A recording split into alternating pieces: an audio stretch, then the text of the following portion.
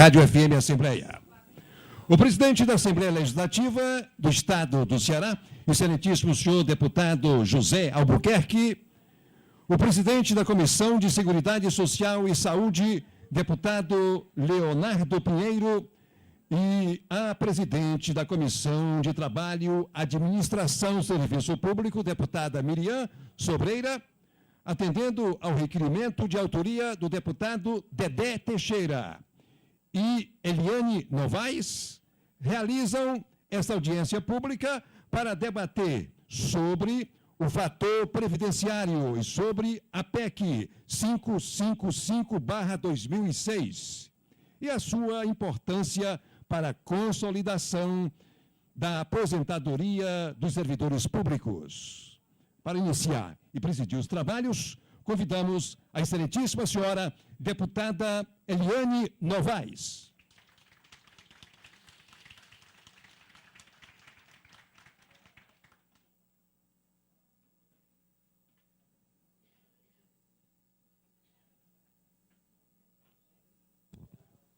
Boa tarde a todos e a todas. É com muita alegria que a gente hoje traz para o debate aqui na Assembleia Legislativa do Estado do Ceará, aqui nas comissões técnicas, um debate tão importante para a sociedade brasileira e cearense. E, para dar início, eu queria compor aqui a mesa.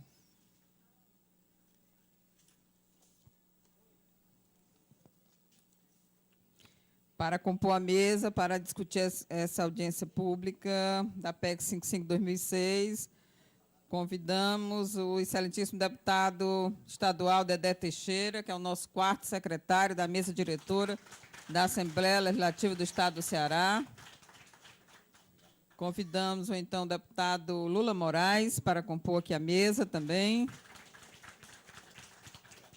Convidamos o excelentíssimo deputado federal Chico Lopes, do PCdoB, para compor aqui a mesa. O deputado federal Guimarães ainda não chegou, é um dos convidados também. Vamos, em seguida, já convidar a doutora Maria Roseli Mendes Alencar, presidente do Tribunal Regional do Trabalho. Se encontra? Doutora Roseli? Não, né? Doutor Ari Joel de Abreu Lazarim, presidente do Banco Nordeste do Brasil. Também não se encontra. Doutor Edson Guilherme, presidente do Instituto Movimento dos Servidores, Aposentados e Pensionistas, MOSAP.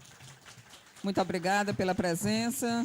A senhora Rita de Cássia Gomes de Araújo, presidente da Associação dos Servidores da Secretaria da Educação do Estado do Ceará, ASEC, e diretora do Sindicato dos Trabalhadores do Serviço Público Estadual do Ceará, do MOVA-se. Encontra-se a Rita. Rita, bacana. Está chegando? Pois não. Seja bem-vinda, Rita. Senhora Rita Josino Feitosa da Silva, presidente da Associação dos Funcionários do Banco do Nordeste, também convidada para compor a mesa. O senhor Miguel Nóbrega, presidente da Associação dos Aposentados do Banco Nordeste do Brasil.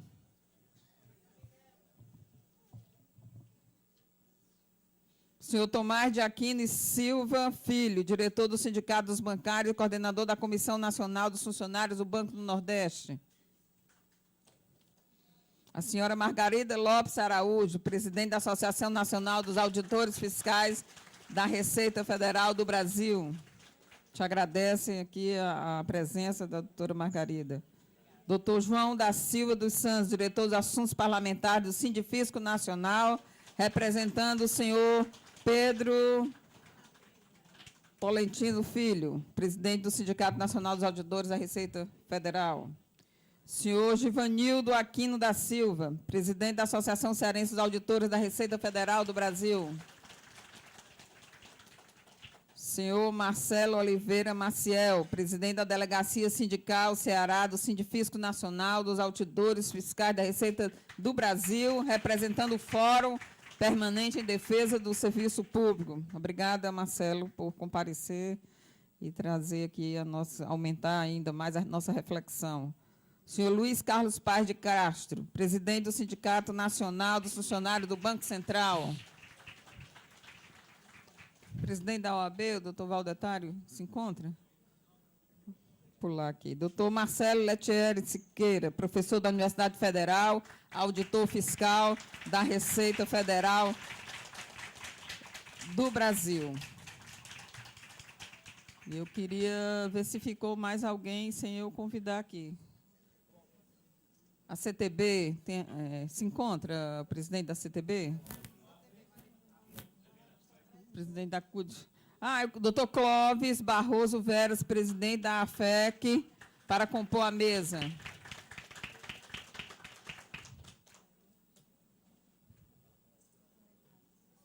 Clóvis, eu sei que ele está aqui, que eu já falei com ele.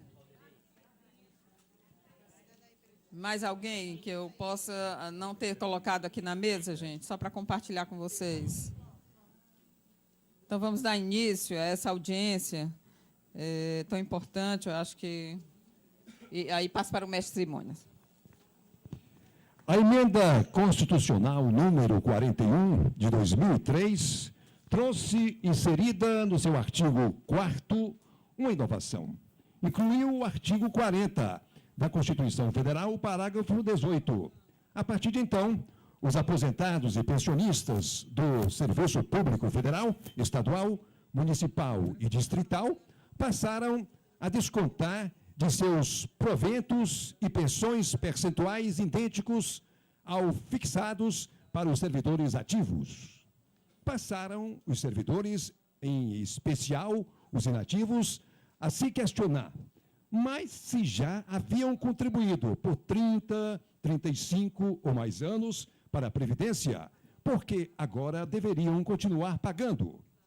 A explicação dada pelo governo era de que tal contribuição buscava a solidariedade no sistema previdenciário. Visando dar solução à questão, o então deputado federal Carlos Mota, do PSB, Minas Gerais, apresentou, em 8 de junho de 2006, uma proposta de emenda constitucional, PEC 555, revogando o dispositivo constitucional que incluiu esta medida. Artigo 4º da emenda constitucional número 41.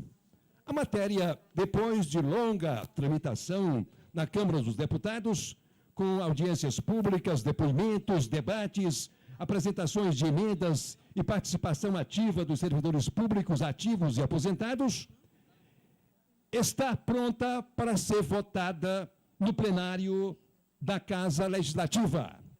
Assim, em face da relevância do tema, realiza-se o presente evento para a sua devida discussão. Voltamos a palavra à excelentíssima senhora deputada Eliane Novaes. Novamente, muito boa tarde. Estamos aqui mais uma vez para tratar da questão da Seguridade Social. E a Seguridade Social tem sido depreciada publicamente, consequentemente, o seu valor como garantir a vida e a segurança do futuro. E, mesmo assim, a sociedade vem mantendo de pé a estrutura do sistema com suas contribuições e tudo fazendo para arcar com seus compromissos. O que é certo é que o funcionalismo público trabalha uma vida inteira e paga uma vida inteira, enquanto está na ativa, 11% de seu salário integral, visando desfrutar a aposentadoria remunerada. E isso é óbvio que não deveria suscitar qualquer questionamento. E é a lógica do sistema previdenciário.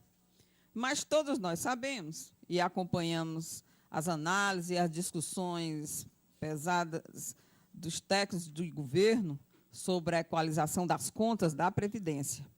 E esses mesmos técnicos concluíram que o sistema estava à beira do abismo e, portanto, seria necessário e urgente fazer uma reforma da Previdência. Como consequência, veio a emenda constitucional número 41, que estabeleceu que o servidor inativo deveria continuar pagando por algo que já pagou. E a consequência disso é que tudo que é mesmo depois de aposentado, o servidor continua pagando a Previdência. E aí, senhoras e senhores, nesse contexto, a PEC 555/2006, ela vem para extinguir este desconto aplicado ao benefício do aposentado.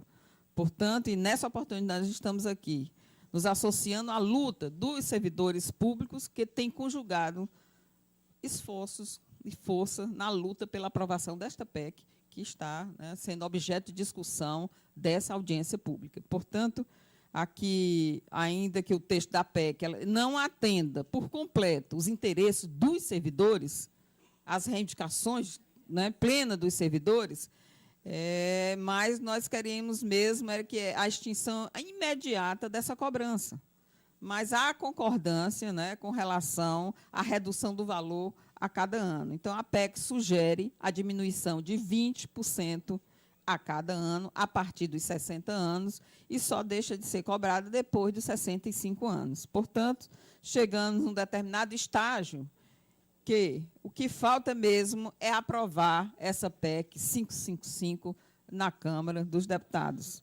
E os elementos que justificam a instituição da contribuição dos inativos, que eram a redução dos gastos do Tesouro Nacional, do Tesouro Estadual e municipais, eles perderam a razão de ser ou tornaram-se inócuos, como sempre o foram.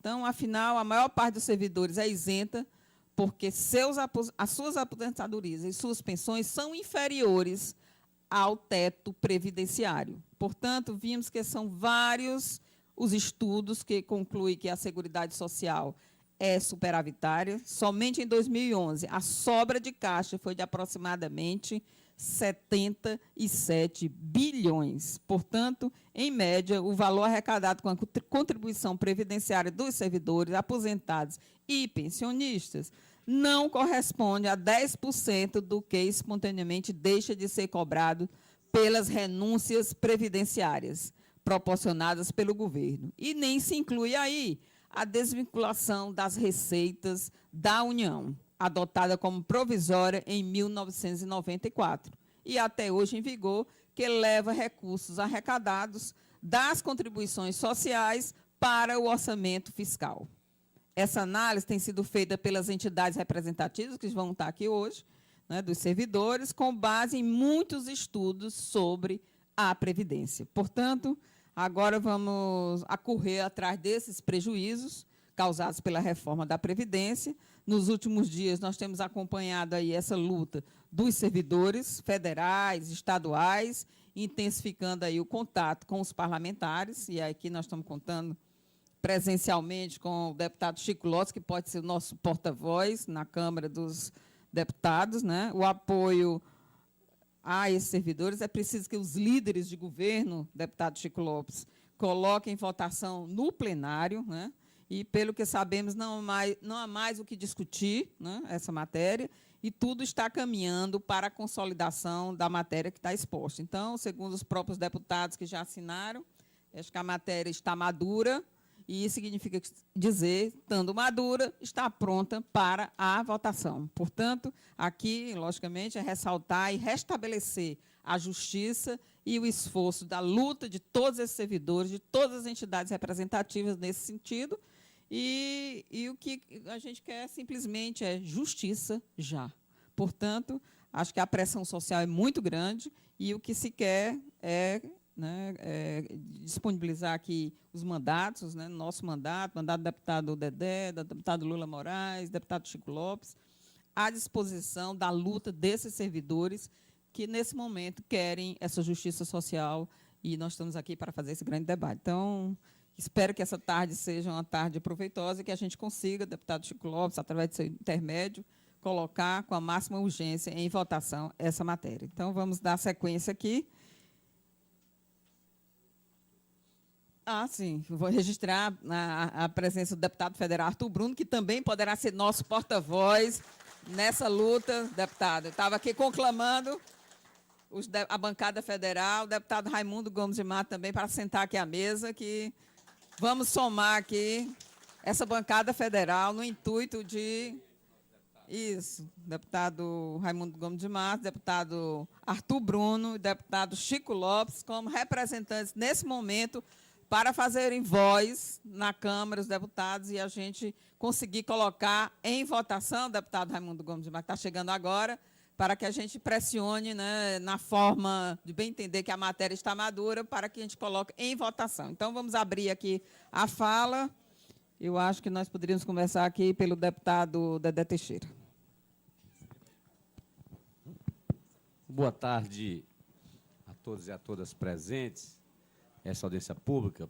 Primeiro, queria parabenizar, nós aqui combinamos, sem combinar, e a Eliane já deu tratado aqui, merecido aqui a esta audiência pública, que coordena por presidir uma comissão importante e trouxe este tema para a Comissão de Direitos Humanos, da qual ela preside muito bem nesta casa, né? Então, queria dizer da nossa alegria, queria saudar aqui os deputados presentes, os deputados federais, como o nosso companheiro Lula Moraes também, que é companheiro aqui das nossas lutas aqui na casa, e em nome da Margarida, que é presidente aqui da Anfip, e do nome do Edson Guilherme, saudar todos os integrantes da mesa. Esta casa, mesmo não tendo a prerrogativa de decidir sobre temas dessa relevância, não deixa de trazer a discussão para cá. Essa é uma casa importante, a Assembleia Legislativa do Estado do Ceará tem acompanhado e tem exercitado muito fortemente um debate importante na articulação, na mobilização da nossa sociedade com os interesses, né, gerais e as articulações e a intermediação junto aos governos, e não podia se furtar desse debate. Acolhemos muito bem a solicitação de todas as instituições, as entidades que procuraram os nossos gabinetes. Estamos aqui exatamente nessa discussão. Faço aqui das palavras da nossa deputada Eliane, as nossas palavras, na certeza que estamos sensíveis, queremos que esse debate seja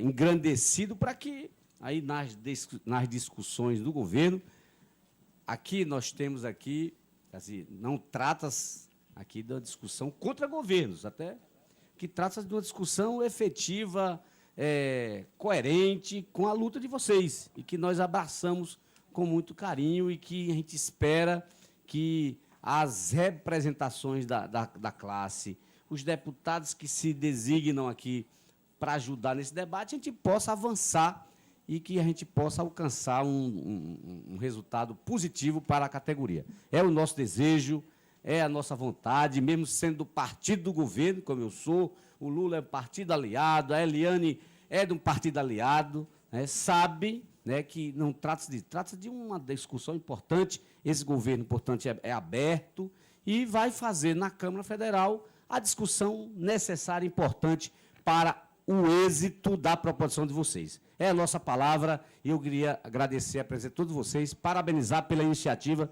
e a solicitação dessas entidades. Muito obrigado.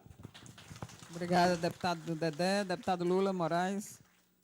Em seguida, a gente passa para os deputados federais. Eu acho que as entidades representativas é importante.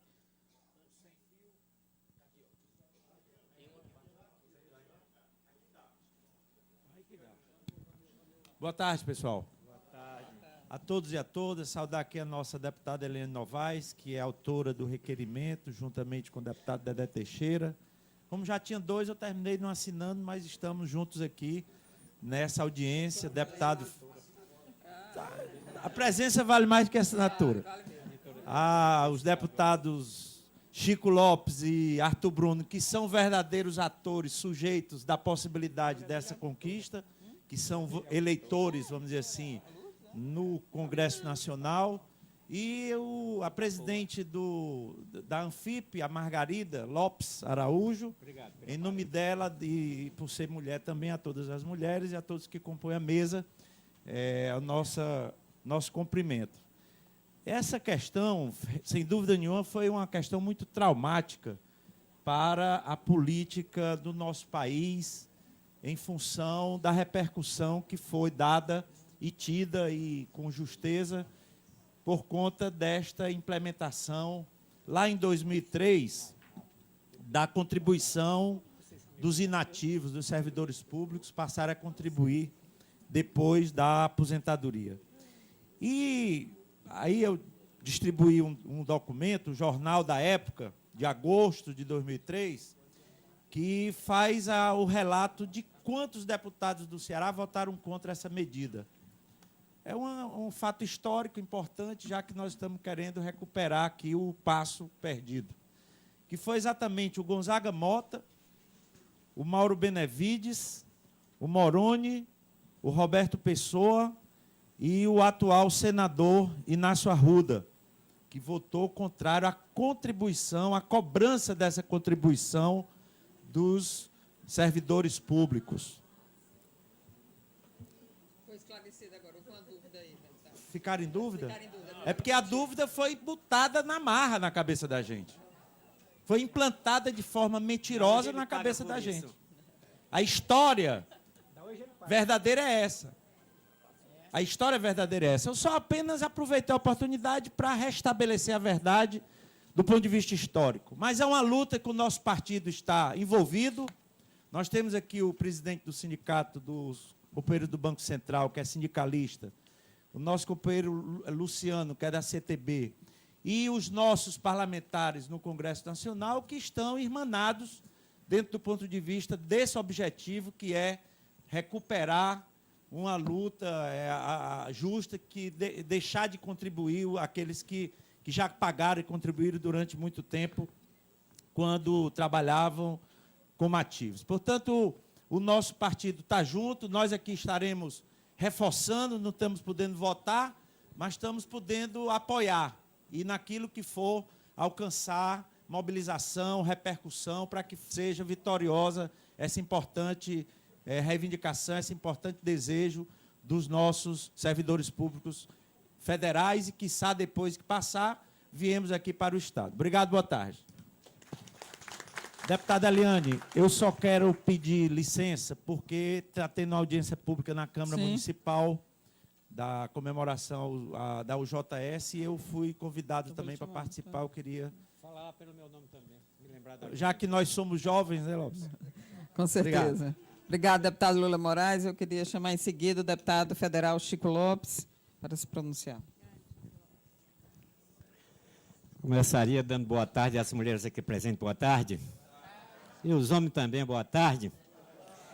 Nós vamos resolver esse problema. Primeiro, queria ressaltar aqui a Margarida, que ela sabe desde o primeiro momento que nós estamos juntos, o Lazarinho. Eu vou contar só a última reunião que nós tivemos presente, que essa história todo mundo sabe. E que veio o ministro da Previdência, junto com o técnico do planejamento, e de lá de cá o peso pesado, que era o pessoal da Anfip. E a primeira pergunta que foi feita, seguinte: qual é o país do mundo que o aposentado paga a Previdência? Todo mundo olhou um para o outro, e o ministro: eu não sei, dessa coisa quem entende é meu... Lembra que ele disse? Quem entende aqui é o homem que é técnico. Ele ficou por ali, não tem. País nenhum cobra Previdência de aposentados, só o Brasil. A segunda pergunta que foi feita: qual seria a vantagem de o aposentado pagar a Previdência se ele não vai se aposentar de novo? E eu, por causa da minha velhice, me lembrei que os institutos eram por categoria. Era tanto que é difícil do IAPC, etc, etc e tal, mas a gente tinha direito à saúde, tinha direito a ser hospitalizado por cada categoria, e aqui o sindicato mais importante era os bancários, que tinha mais hospitais, tinha tudo. O regime militar veio, acabou com isso, com esse tipo de previdência, e nós criamos esta. Então, o que ficou acertado lá é que foi criada uma comissão, não é isso? E que os dois deputados representantes, um sou eu, e o outro é de São Paulo, que é o Arnaldo Madeira. E eu estou à disposição... Arnaldo de Sá, que Madeira, coisa nenhuma. Madeira é esse tipo de coisa que estão fazendo com a gente. Viu? Então, eu estou à disposição de receber sugestões, até porque eu estou muito entusiasmado, porque eu sou um deles. Está entendendo? Estou pagando a Previdência, não sei para quê. Pois bem, a minha contribuição é esta. Sou funcionário público desde 1952, não fui outra coisa a não ser empregado de escola privada, que sou professor, mas a minha militância tem sido toda a vida nessa. Tem gente que tem alguma coisa contra mim. Mas isso é bom, se não tivesse nada contra mim, eu ia para o céu sem precisar de muita coisa. Obrigado. Obrigada, Chico Lopes, deputado federal Arthur Bruno, também, que é presidente da Comissão de Educação na Câmara. Vice-presidente. Vice-presidente, desculpa. Tá.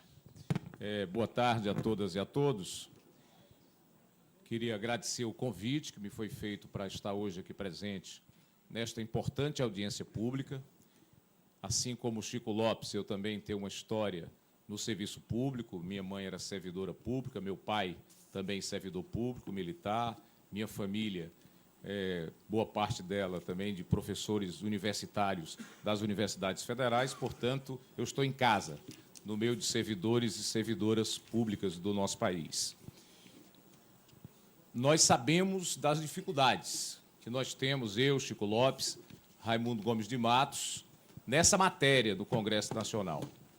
Mas eu fiz uma opção. Quando eu me candidatei pela primeira vez, inicialmente a vereador, depois passando aqui por esta casa, de não votar contra servidor público. E não era parlamentar, não era deputado federal. Quando esta emenda parlamentar essa emenda constitucional foi aprovada, eu estou no meu primeiro mandato, portanto, neste mandato eu votei contra a orientação do meu partido e a orientação do meu governo em relação à previdência complementar, né? Votei contra, isso é público. A pedido dos sindicatos aqui representados, eu fiz o ofício, não é, para que fosse colocada em pauta a emenda constitucional 555 e vim aqui para dizer que eu estou à disposição do movimento. E vou seguir a orientação que vai ser dada por vocês. Não vou seguir a orientação do governo, talvez a orientação do partido também não seja a minha, mas eu vim aqui dizer isso. Vocês podem contar, vocês virão lá no placar parlamentar que eu vou votar a favor dessa emenda efetivamente, até porque eu acho que ela é justa, ela é legítima, ela é necessária. Acho que não cabe aos servidores públicos, não é? Com prejuízo dos servidores públicos, qualquer lei de responsabilidade fiscal, qualquer arranjo fiscal. Eu acho que os servidores já pagaram muito nesse país. Só para vocês terem uma ideia, eu e o deputado Chico Lopes agora, tem aqui alguns militantes da educação, não é? Estamos numa grande luta. Nós aprovamos uma lei importante de origem do presidente Lula, que é o Piso Nacional do Magistério. Antes dessa lei do piso, boa parte, talvez a maioria dos professores da rede pública desse país sequer ganhavam salário mínimo, era assim, sobretudo, no interior do Ceará. E, nesta lei, ficou garantido como se daria o reajuste, né? De acordo com o reajuste do Fundeb, você teria o reajuste para os professores que ganham o piso do magistério. Ora, em janeiro do próximo ano, esse reajuste é 19%.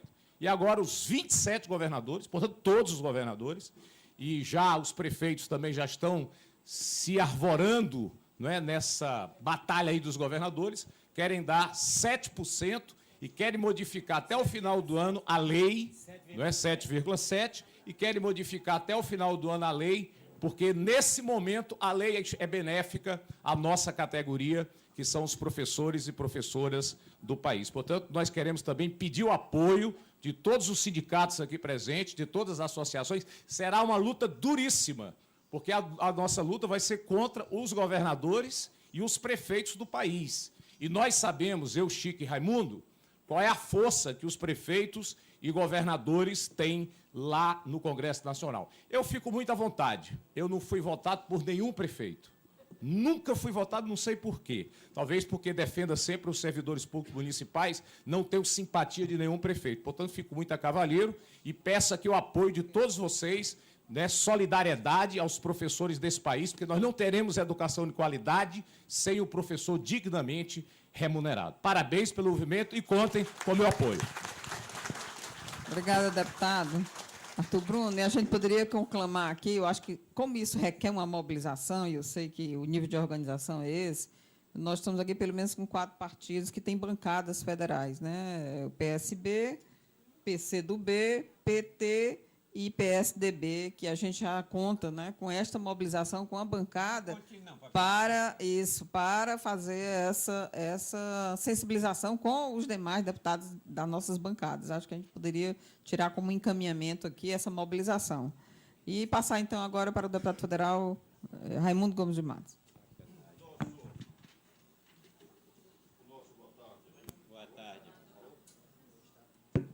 Alô, nós, boa tarde a todos que fazem a categoria, parabenizando a Eliane, parabenizando ao nosso Dedé pela mobilização, pela iniciativa também aqui na Assembleia. E muitos de vocês, né, já são quase parlamentares, já têm a convivência do dia a dia, né, lá no parlamento, fazendo aqueles corredores, fazendo na comissão, lado a lado com o presidente da casa, para que nós possamos, de uma vez por todas, fazer justiça àqueles que contribuíram, estão contribuindo para o desenvolvimento do país, que são os servidores públicos. É claro que, no momento, né, que não é histórico, essa matéria foi votada em 2003. Nessa época, eu estava licenciado aqui como secretário de Estado. Mas o que nós precisamos, né, não é deixar de reconhecer que é um linguajar mais direto, a imoralidade, né? Você passar anos contribuindo e depois continuar a ter que contribuir. O que nós precisamos é ter estratégia de mobilização naquela casa. Aquela casa você acorda com a pauta e dorme com outra pauta. Pensei que era outra coisa. A situação de hoje, né? A situação de hoje, né? Quando se diz pauta trancada é quando a presidência da República manda uma matéria carimbada de urgência. Mas isso, né, impede somente a votação de projetos de lei de matérias que não são, né, regimentalmente em relação à medida provisória e nem emendas constitucionais. Então, às vezes, alguns líderes usam esse argumento: não, a pauta está trancada, não dá para votar. Emenda constitucional pode ser votada, não há nenhum impedimento do regimento interno. Medida provisória pode ser votada de manhã, de tarde, de noite, de madrugada. Nós não passamos quase 24 horas votando a lei dos portos, porque nós podemos virar a madrugada, né, votando essa matéria. É decisão política do Planalto. Não adianta incumprir da história, se é certo, é errado. Eu tenho dito ultimamente que o Brasil devia ter só 5 ministérios. Ministério da Fazenda, Ministério do Planejamento, Casa Civil, Ministério da Saúde e Educação. Porque é triste, vocês que estão no dia a dia lá no Congresso Nacional, os ministros chegarem e dizerem: não, se o Ministério da Fazenda concordar, se o Ministério do Planejamento concordar, está aí o DENOX se acabando. Né? Quando a gente faz audiência pública, o ministro diz textualmente: eu não posso fazer nada porque o Ministério do Planejamento não mandou, né, a matéria da medida provisória do DENOX. É triste a gente ver o ministro da Saúde dizer que não usou 18 bilhões de reais na saúde porque o Ministério da Fazenda não descontinuou. Isso, palavra do ministro, não é em corredor, é gravado na sessão. O presidente Henrique Alves, graças a Deus, o presidente Henrique Alves está dando uma certa autonomia ao Congresso Nacional em termos de Câmara, e o Renan, com todas essas questões do Renan, está dando uma certa autonomia do Senado Federal. E nós temos que aproveitar esse momento, que não foi os 20 centavos da rua, do preço do ônibus, que fez essa mobilização. Nós temos que resgatar o preceito constitucional, as prerrogativas do parlamento. Matérias têm que ser votadas. Quem for contra, vote contra. Quem for a favor, vote a favor. Mas ninguém pode ficar nessa, desculpa o termo, enrolação. Na quinta-feira, na quarta-feira, a sessão caiu 10h30 da noite. Todos do judiciário estavam lá para votarmos o segundo turno. O segundo turno não é nem votar pela primeira vez, de uma emenda constitucional. Votação em segundo turno. Está aí a PEC 300 dos militares. Votação em segundo turno. Nós precisamos votar ainda em primeiro turno. nós prezamos primeiro ter 308 lá dentro, 307, 308. Prezamos ter 308 lá dentro, confirmando o voto sim. Para nós termos 308, nós temos que ter o corpo a corpo, como vocês vêm fazendo, e a mobilização. Para ter os 308, precisa também os líderes partidários tomarem um posicionamento. Por exemplo, em 2009, eu aprovei uma emenda à Constituição brasileira relativos a agentes comunitários de saúde e agentes de combate à endemia. Essa matéria foi promulgada pelo Sarney e pelo Michel Temer, e tem lá no texto constitucional essa matéria. E nós estamos agora lutando para votarmos a lei que estabelece o plano de carreira dos agentes comunitários de saúde, dos agentes de endemia, tudo isso. E é só uma votação na Câmara. Por quê? Porque não é emenda constitucional. Aqui nós precisamos ter 2 mobilizações na Câmara, 2 mobilizações no Senado. Toda terça-feira o presidente Henrique Alves faz reunião de líderes, vocês sabem disso. Se naquela terça-feira não sair daquela mesa um pacto, não chega lá no plenário. A não ser que haja uma grande pressão, como aconteceu desse dos agentes comunitários de saúde. Pela primeira vez, aconteceu o inverso. Uma categoria trancou a pauta na quarta-feira, trancou a pauta na terça, trancou a pauta na quarta, trancou a pauta na quinta.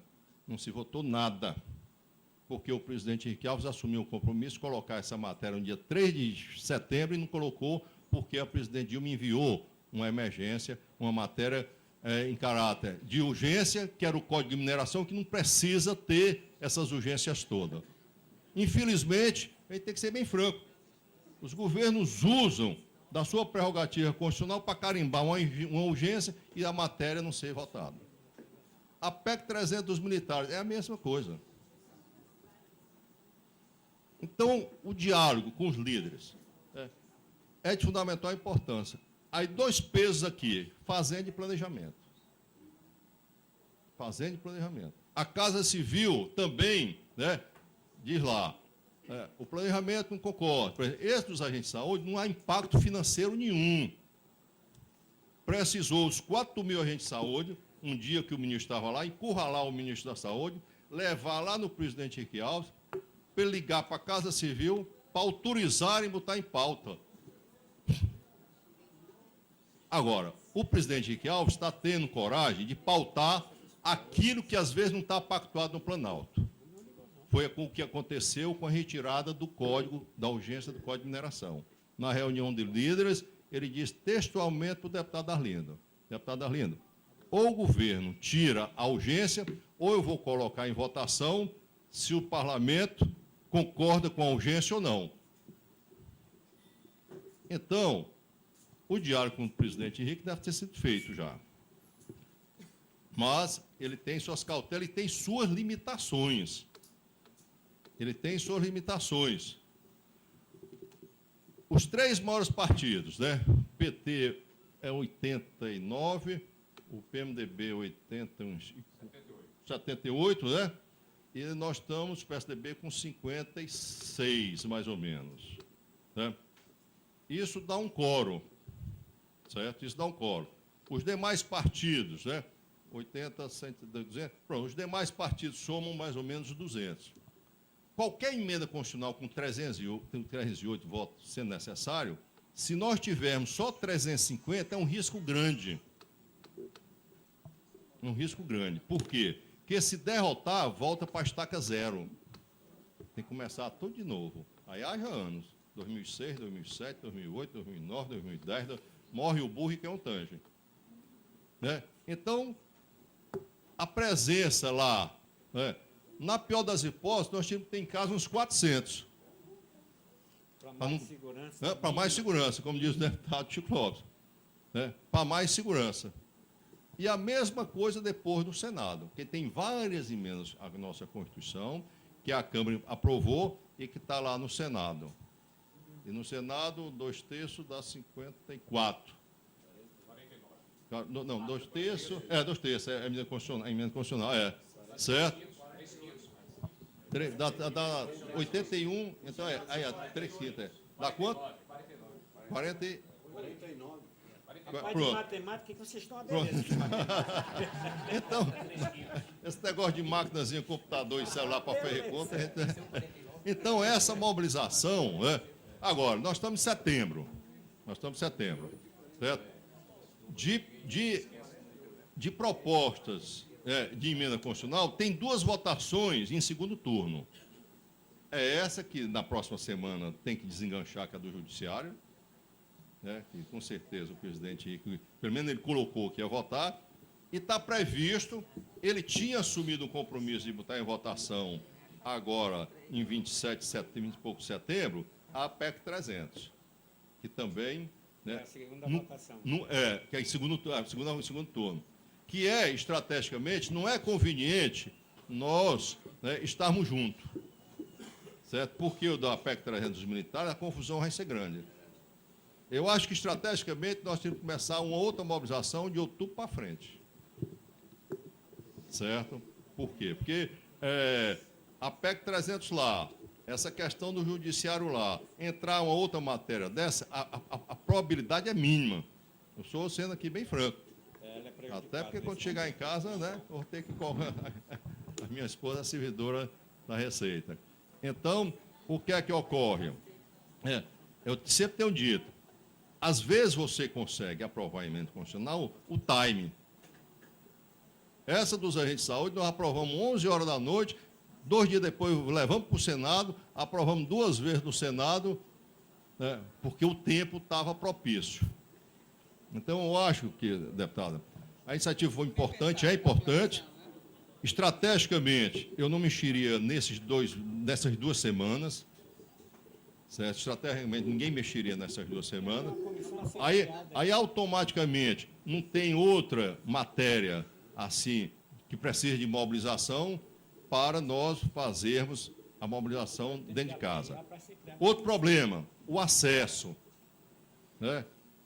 O acesso. Nas galerias, né, infelizmente, está assinado pela Corpo de Bombeiro, né, nós só temos 300 senhas.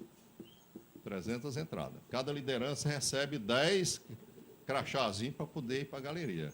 Certo? E o presidente está levando a risca. Tanto é que ele anteontem, ele já oficializou que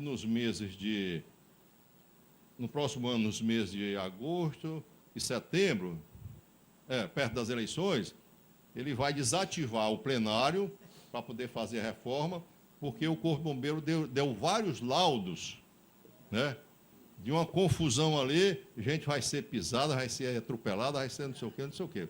Então, está tendo até uma dificuldade hoje da gente ter um acesso, né, naquele corredorzão, né, naquele corredorzão que é o que dá o acesso ao Salão Verde.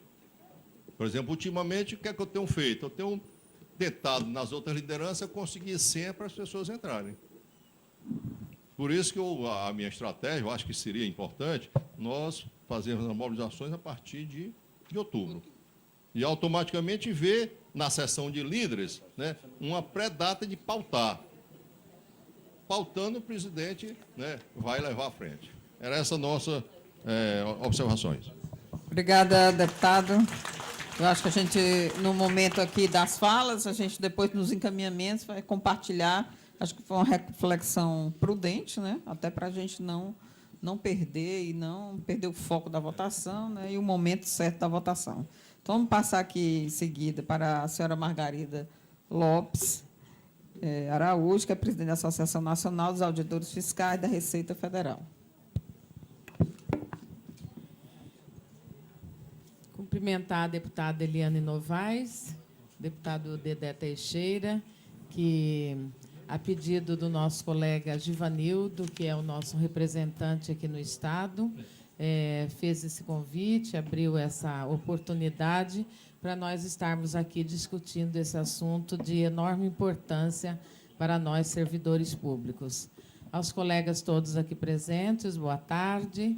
E na pessoa do nosso deputado Chico Lopes, amigo e companheiro lá do Congresso, cumprimentamos todos os colegas da mesa. Eu confesso, deputado Arthur, né? Ah, não, Raimundo. Eu confesso, deputado Raimundo, que estou tão decepcionada com as coisas que o senhor falou, porque nesses anos todos que nós temos trabalhado, né, procurando resolver os problemas dos servidores públicos, mesmo nos governos anteriores, nós nunca vimos o Congresso tão fechado para as manifestações, e nunca sentimos o Congresso, que é a Casa do Povo, tão fechado para que o povo esteja lá. E nós temos sentido que isso aumenta a cada dia, sabe? Nós temos ido lá trabalhar pelas nossas reivindicações, que são justas, e cada vez mais encontramos aquela casa fechada, trancada, e agora com todos esses problemas que o senhor está colocando, que nem no Salão Verde a gente pode entrar. Nós tivemos uma mobilização há poucos dias lá, que nós simplesmente, mais de 500 pessoas, ficamos confinados no subsolo, sem poder circular, sem poder falar com os nossos representantes. Isso realmente é muito triste.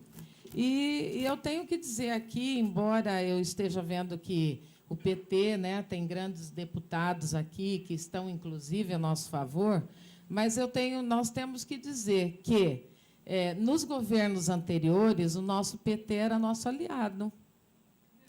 Era nosso aliado, era aliado dos servidores públicos.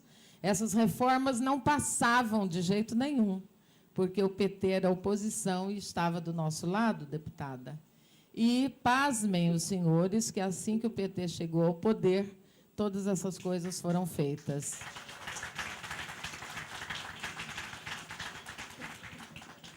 É lamentável, porque é o governo do povo. O povo confiou, o povo quis que ele chegasse ao poder.